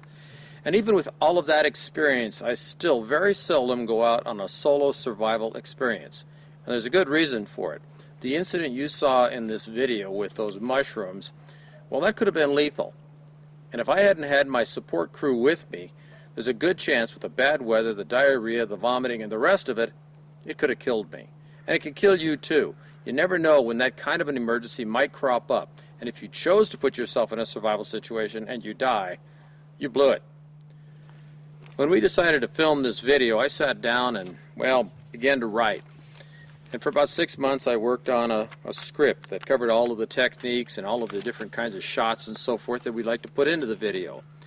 And then we began to implement it. We set up for the airplane and we located a site and went through everything. Finally the day came and we went back there into the mountains and we found something we didn't expect. The area had been burned over. You saw it. There were no fish in the stream. There were no animals on the ground. It was not at all like we expected. But we could have turned right around, got back on that airplane, and taken off, found ourselves an ideal spot, and done everything that's in this little script. But we didn't. Instead, what we did is we showed you exactly what real survival is like. Oftentimes, conditions are less than ideal. In fact, most of the time in survival, conditions are less than ideal, and they were for us. But we did it anyway, and with the exception of one 24-hour period there when I was uncomfortable, I stayed out there on a solo trip, separate from the crew, and did the job. And that's what you need to do. But don't forget, I had that crew there for support, just as you ought to have somebody with you when you decide to go solo survivaling. Even if the both of you are on a survival experience, you should be able to camp close enough to help each other, far enough that you can still maintain that separation that makes a solo survival experience valuable. By now you're probably wondering what kind of gear I recommend for solo survivaling. So let's take out a couple of minutes and examine that gear. In the meantime, if you'd like a complete list of the gear we brought along on this trip, just visit our website at www.survival.com and you'll find the list in there. After watching that video, you probably wonder what kind of gear I brought along for this thing. So what I've done is I've put it all together right here so I could give you a couple of pointers about packing your gear for a solo survival trip. Now altogether, my gear and sleeping equipment, all that stuff, came to about 18 pounds. And let me show you how it works out. First thing I want to do is show you the clothes. Now I don't include that in the 18 pounds because you're going to wear something anyway unless you're in the Bahamas. So what I usually wear is these kinds of boots here. You've probably seen taller boots. I like tall boots. They give me good ankle support. And when I'm going through wet areas, these things here tend to seal up pretty good. So I like a good tall boot. Incidentally, these boots have a steel shank, and that's a support element that goes right inside the arch of the foot and helps to give that arch a lot of extra support when you're walking. So those are the boots. Now, I only had one pair of socks with me. Generally, a person would probably carry at least a couple of pairs of socks, but survival trip, I only had one pair. And there they are. I use Thorlo socks, they're called, and they've got a good padded bottom, padded heel, and they're made out of a combination of nylon and wool. They're a little more expensive, but these things will last a long time. You could walk thousands of miles in a pair of Thorlo socks, and they'd still work fine. Plus, you don't have to wash them all that often. Now, a couple other little odds and ends. In order to keep the weight down, I've been suggesting that you use, well, we call it an ass rag instead of toilet paper. Toilet paper clutters up the wilderness. So I have mine here. That's, of course, just one of these little headbands. Just so you know, I marked it so that I could tell which one is for what. You can see this one is that, and then this one here is for that. There you go. You just use the opposite sides of the cloth depending on what you want to use it for. That adds a little adventure to your trip, especially at night. Now, I usually carry a couple of pairs of gloves. I use these kind of heavy leather gloves for picking things up. If you cut your hands while you're out in the wilderness, you're going to open yourself up to infection, and of course that will make things more difficult for you. So I carry a pair of heavy leather gloves. For protection of my hands, I carry a pair of these wool gloves. So they're actually mittens, but they have fingers on them. You've seen them throughout the video. Your fingers will fold on right up through here. Just slip one on like that so you can grip things. And if it gets cold, the top just pops over the top like so, and now I have mittens. These are real comfortable, and I usually wore those. In fact, I wore them every night when I went to bed. Kept my hands nice and warm. On my body, I was allowing myself a t-shirt, a little one like that, sleeveless job so I get some air, a pair of underwear. Now, about the underwear, these underwear actually serve also as swim trunks. So I've got, these are, by the way, not cotton. These are polyester underwear. So I've got a polyester underwear that serves as swim trunks if I decide to go swimming. The pants themselves you've already seen in here. These are made out of another kind of a polyester. This one is Cordura, and these are made by North Face. They have a double thick butt. In other words, there's 2 layers of fabric on the butt and 2 layers on the knees as well. These things dry very rapidly if they get wet, and they're wind tight. You saw the belt that I use.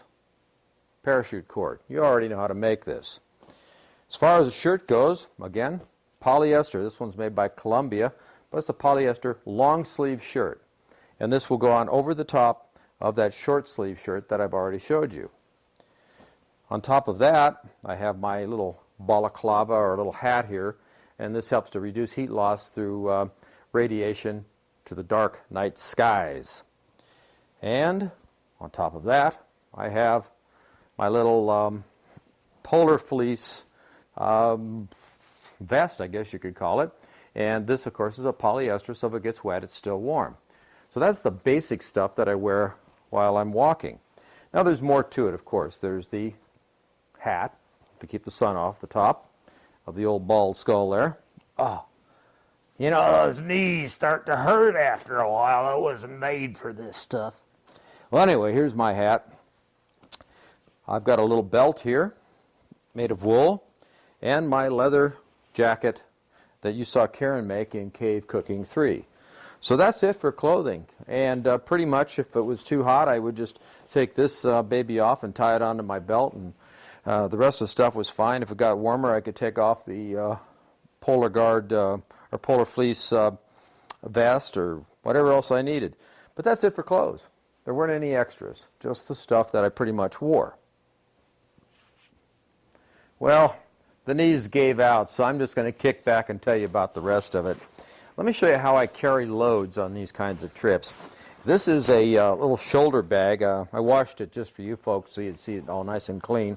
But this is a little shoulder bag that comes from Low Alpine, and it has a flap here like so, and under the flap there's a nice place here for pencils and navigation gear and all that kind of good stuff. You can even zip it up and put a handgun in there if you want to.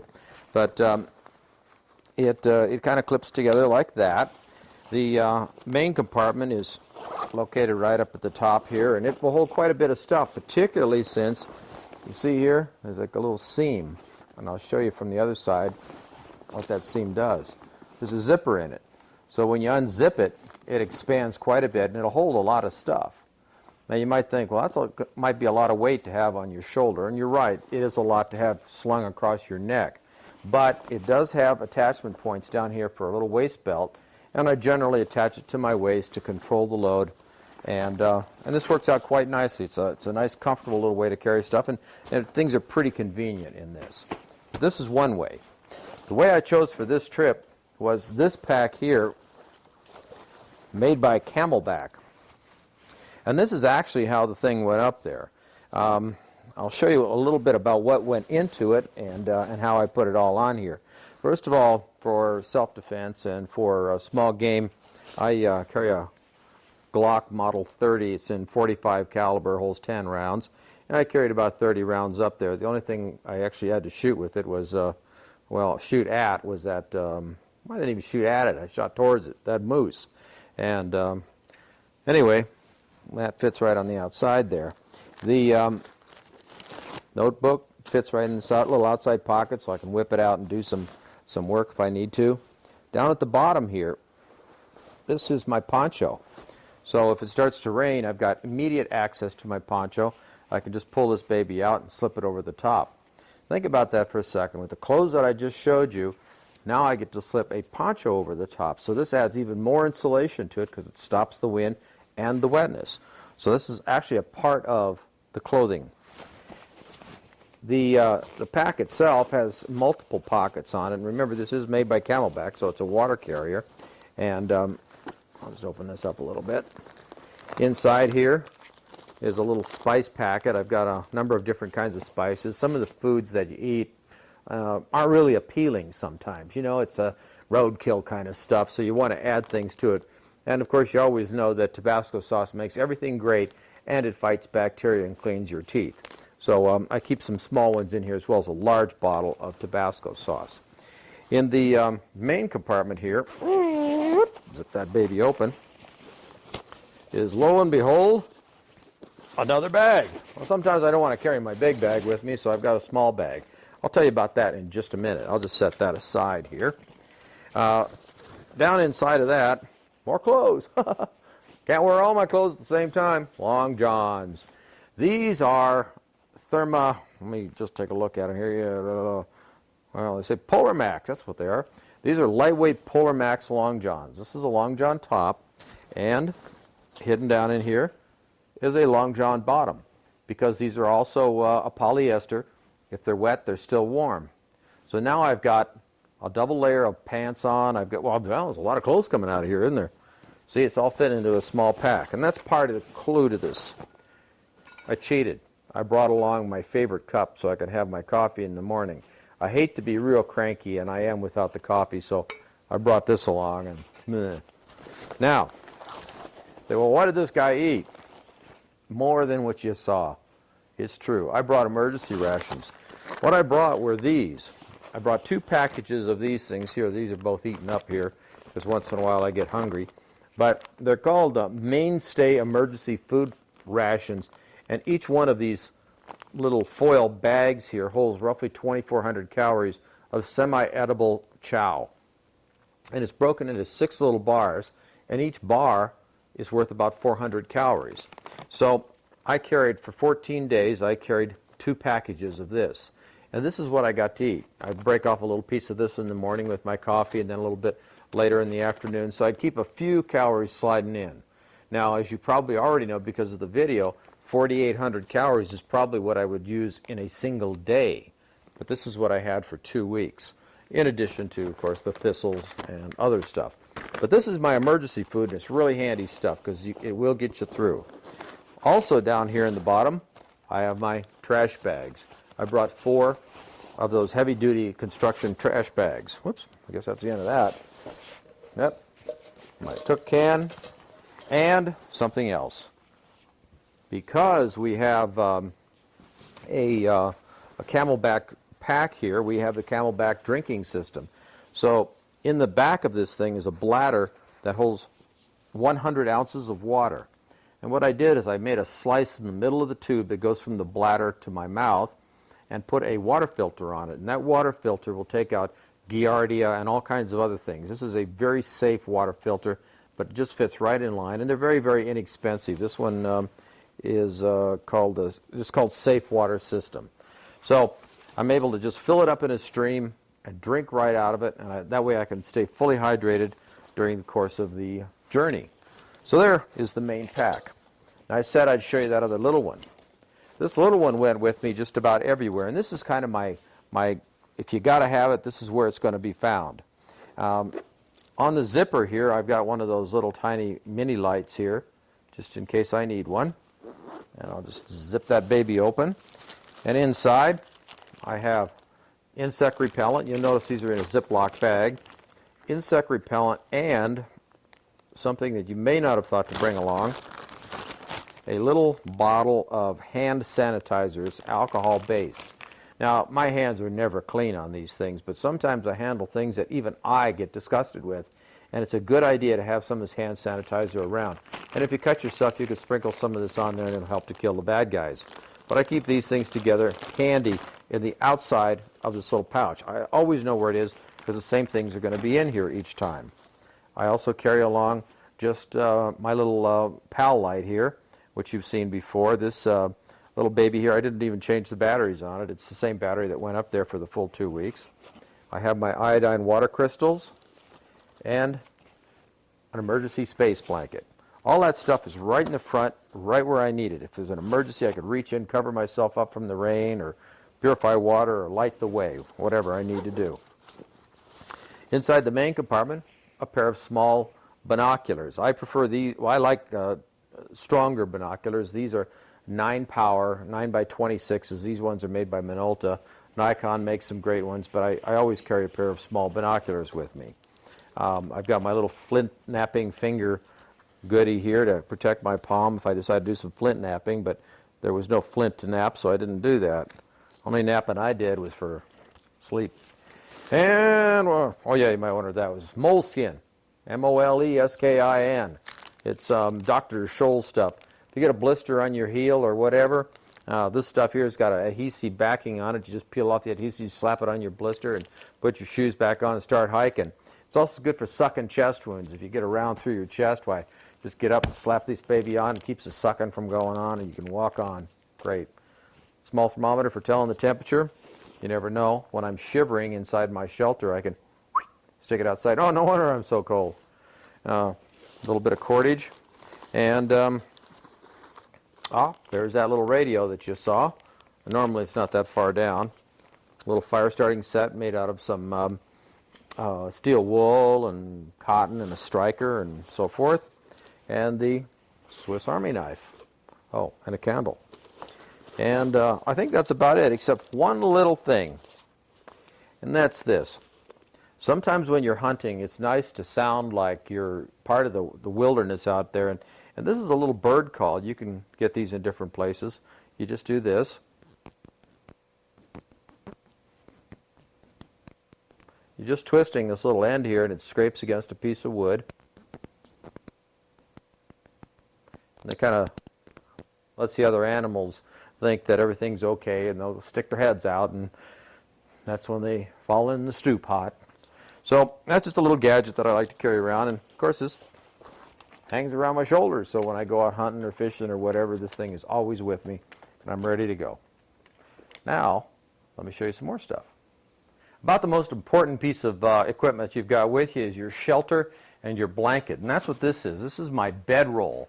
Now, there probably are about as many ways to put together a bedroll as there are people, and this is just a way I tie it up sometimes, and sometimes I tie it up different.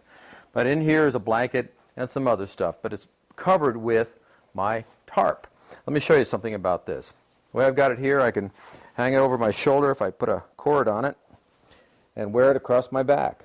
If I want to, I can break my wrist and wear it about like this around my fanny and go like that. It's kind of comfortable. Or you could wear it in front. Doesn't make any difference. Put it on top of your head. Pretend like you're a bedroll. But it's a real easy thing. It weighs, as I say, about 6 pounds. Let me show you what goes into it. First of all, I've got this tied together with my 1-inch tubular webbing, which I always carry with me. And I'm going to untie it here. Now the tarp is a waterproof tarp. It's waterproofed on both sides. One side is, of course, camouflage, and the other side is just a kind of a dark green like so. Now inside is a little gear. First of all, I've got some more of this headband material. I use it for drying myself if I take a bath, and or whatever. But I keep some of that in there, and that way it's always dry. I've got something to dry up if it starts to rain. I keep extra parachute cord in there, and you'll notice there's a carabiner tied to the end. This is so I can just unwrap this and toss the carabiner over a low branch of a tree and attach it to my tarp, and I've got a quickie shelter. But it's ready to go, and it's got the carabiner attached. Inside, and you can see it's all protected by the tarp itself, is my blanket. There we go. You see it just folds over like that, and then I roll it up. Now, I'm a pretty cheap guy, and this is a pretty cheap blanket. This is a blanket we picked up at some kind of a volume merchandising company, and it's for a queen-size bed. And it is a polyester material. I know someplace on here there's a name for what it is. Yeah, it says, do not remove under penalty of death. Yeah, it's called Velux, V-E-L-L-U-X blanket, and it's queen size. But it's real thick, and if it rains on it, it stays warm. It's just like wool, but it's inexpensive, very lightweight, it compresses pretty well, and it's cheap, so you can really mangle these things if you want. I tried to mangle it, but it didn't tear very well, so darn it, I was defeated by a cheap blanket. But this is all I had for protection in temperatures down in the 20-degree range or so on every night. And I showed you one way to wrap up in it too. But that is my main sleeping gear. But remember, I'm also wearing all of the clothing that I have. So all of that clothing plus this is my sleeping protection. And then, of course, there's the tarp. So I could string the tarp as a shelter and lay under it. I could put this under me. I could fill it up with pine needles or do whatever I want with it, but it's a waterproof tarp. Gives me great protection. And this particular tarp measures about 6 feet by 8 feet. So that's roughly the size of the tarp. And that is all there is to the gear on this trip. I know what you just saw looked like a case of motor mouth, but I was trying to get a lot of information into the shortest amount of time. If you didn't catch something that was on this list here, go to our website, take a look. The list for the solo survival trip is right on there, and you can go through there and print it out and do whatever you want with it. Modify it, change it, make it happen the way you want. Just remember, if you do go solo survivaling, do it with a friend. For the purposes of describing knives, I want to break them down into 3 different categories. The first one is the custom knife. Now, a custom knife is a knife where a man takes a piece of steel and a chunk of micarta, and using grinders and heat treating mechanisms and so forth, he builds a knife one at a time. He builds them for you. You could have him make it in any specific way you want. You could have things change, colors of the handle change, length of the blade, whatever. But each knife is made individually, one at a time. Oh yeah, and custom knives are generally the most expensive knife you can buy.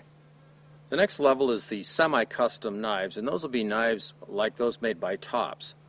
In a semi-custom knife, a machine actually cuts out the shape of each of the blades, and they're all the same. But from that point forward, the knives are handled by hand. All of the grinding, the shape of the handles, all of the work that goes into it, the coating, the tempering, everything is done by hand.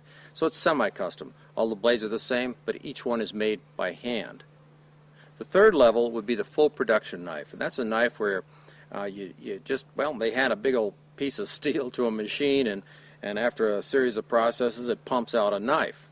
Now, these knives can be very, very good, like the Becker line of knives. Those tools are inexpensive, they're strong, they're well designed, but they're all identical. And for that reason, they're less expensive than the semi-custom or the custom knives. In this video, you will have seen all 3 different types of knives, the custom, the semi-custom, and the production knives in operation. And all the knives that you've seen in here have met the Woodsmaster test of durability. So any of these knives that you've seen, you can trust with your life. You've already been seeing this knife in this video quite a bit. This is a new knife put out by Tops called the Magnum Folder, and this is one hardy knife. It's not exactly a pocket knife, but it is a huge folder and very, very solid. Like all of Tops knives, it's extremely well made. You can see how that thing pops open. It's got a big blade, and if you don't like carrying a fixed blade knife, this thing here will do most of the jobs that a fixed blade knife will do. It's got an extremely solid locking mechanism built in, and the locking mechanism is right here. It's called a liner lock. The way it works is part of the liner, and that's the portion inside the knife here, snaps in, watch this, to hold the blade in place. And this is a tough kind of a locking mechanism to make, because some of the people who make these don't do a very good job, and they're not sturdy. But the ones by Tops are very, very solid and will definitely lock the blade in place. Let me show you a couple other kinds of knives that we used up here and the types of locking mechanisms that they incorporate. If you're looking for a sturdy folder, you might consider this one by Almar as well. Now the Tops folder is, of course, a very large knife, and if you want one just a little smaller that'll fit in your pocket, this one here, made by Almar, also incorporates the liner lock mechanism. You can see it right in here. Push it out of the way, she locks up like that. But this is a great little knife, and it's very, very solid. It's called the Sear 2000, and I highly recommend it. This little pocket knife here is another one by Almar, and it has a different kind of a locking mechanism on it. I really want to talk about locking mechanisms. This one here is called a lockback, and you can see this little piece of steel sticking out here. You simply press down on that, and that releases the blade. If you look up in the front there, you can see the mechanism snap down into place to lock it. That's another way of locking a blade on a locking pocket knife. This one, as I say, is made by Almar. There's other designs, lots of them. There's this one here is made by a company, I think it was called Paul, but this is a Paul button lock, some people call it. You press a little button on the side here, like this, squeeze it, and the blade opens up and locks into place. To put it back away, you just squeeze it, and it goes back to bed. Nice little knife, kind of hard to find. And then you've all seen the knife that I carry around a lot called the Swiss Army knife. This one is the rucksack model. This also has a locking blade, and it looks like a switch on the side. And all of these are pretty secure. With this one here, you just pull the switch down. It's hard to see, my thumb gets in the way, like that. That unlocks the blade, and you can fold it. If you don't press it, it won't fold. So that's a couple of different kinds of locking mechanisms that you'll find on pocket knives. You've already seen this little fire genie thing that I've been using to start fires and so forth, and I carry this everywhere I go. But the fellow that makes it, a guy named Rick Palm, also makes this little buddy here. It looks like an arrowhead, but when you fold it like so, a little blade pops out like that, and you can use it for opening boxes or whatever. And it hooks.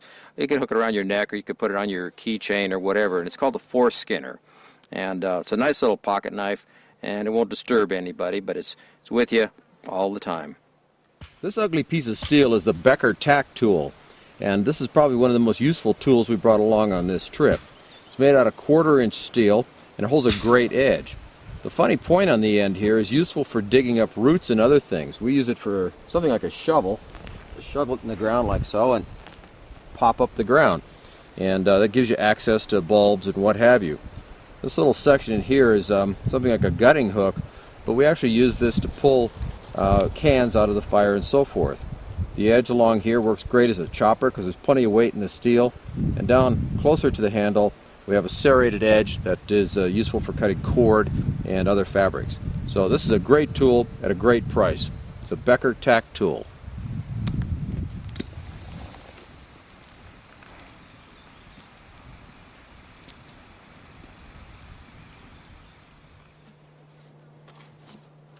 This is the custom knife for this trip. It's a Trace Rinaldi Armageddon. Now Trace is a master knife maker, and this piece shows some of his work. This blade is about 10 inches long. Oh, don't pay attention to the blood spots on here. I'll get those off eventually. But it's about 10 inches long. It's got a G10 handle, which is similar to my Carta, only a little bit stronger. It also has 2 choils. That's these little depressions right here. There's one and another. The advantage of that is when you're gripping the knife, you can grip farther back on the blade like so, or farther forward, like that. That increases the strength of the blade as a chopper, or it gives you more control. If you're pinching up here, you could cut in close up in this portion of the blade, or if you really want to whack hard, you grab her back here. Either way, it gives you a lot of good control over the blade. It's a solid knife made out of A2 steel, and one of the best custom knives that I have in my collection. I really like this knife. It sings to me when I'm working with it. As you can see, here's Trace's mark right there, but right next to it is another little mark. This is Paul Boss's mark, and Paul is one of the master heat treaters in the United States, and he does a lot of work for custom makers like Trace. But this is one fantastic knife, and if you can afford it, I definitely recommend you consider a Trace Rinaldi blade. A little something about the sheath here. This is actually underneath all of this. This is one of Trace's sheaths. But what I did is I covered it with buckskin. I just stitched up a little sleeve, if you will, and then coated the outside of the Kydex sheath that came with the knife with some rubber cement and slid this on there to give it a leather look. On the outside of the sheath here you can see a little companion knife. This was also made by Trace Rinaldi, and this little baby here is made out of D2 steel, also heat treated by Paul Boss, but that's a handy little carving knife. In order to increase the utility of the knife, this section right up in here, you can see a piece of wire sticking out, and I stuck that out there just so you could see it. This is actually where I keep my mini kit on this sheath. And what I've done is on the back of the sheath, you can see this piece of leather here is all sort of tied on here. If you take all of this strapping off, this piece of leather will come off, and you could put it together, including these two straps here, turn that into a sling for slinging stones. But when it comes off, the contents of the mini kit are all held in here behind this piece of leather. So when you're on the trail, put that baby together like that, mini kit, chopping knife, whittling knife, you're ready to go. I know knives can get pretty boring after a while, but I never get bored with them, and I did want to show you what we brought along on this trip. Now, you didn't see all of these knives being used, but some of them you did, and I wanted to kind of give you an explanation of what we had along. Let's start down here. These first two knives are the knives that you've already seen. These are the knives by Trace Rinaldi, the big Armageddon, and its little companion knife. By the way, you can see how nicely the big Armageddon cleaned up. There's rust just doesn't stick to that steel. So I'll set these aside. That thing, those two worked very hard. The next knife is the big old Tops Magnum that I use. You've seen this quite a bit in there, making a lot of, well, doing the cleaning and making the fish hooks and so forth. This was the big pocket knife that I used all the way through it. Excellent knife, very, very durable, hardly even shows the wear. Although you didn't see it being used in there, I also used the little ATAX tool that we make, and this did a lot of chopping for us. At least not for us so much as for me. I used it a lot. And those are the knives that I worked with. Now, so you know, some people may not be interested in having a big knife like the Trace Rinaldi Armageddon. So Trace also makes some similar knives with similar features here. This one here is called the Tempest, and it's a smaller knife based on the Armageddon, and another one here called the Chimera. But these are both Trace Rinaldi knives, excellent little blades, and served very well in the field. Another one that we used a lot, and you saw this, I believe, in Karen's video. This is her favorite little knife here. This is the Smoke Jumper made by Tops. Great knife, great handle, it's awesome knife. This is a tough little sucker, and everybody in camp ended up using that one. Another one that Tops puts out is called the Solo, believe it or not, and this is a sweet little knife. This one here might not be legal in all states because this portion is sharpened on the one I have. They also make it without a sharpened spine. But it's a real nice little knife. It's sweet, quick handling. It's, of course, made with all of the quality that Tops puts into their blades.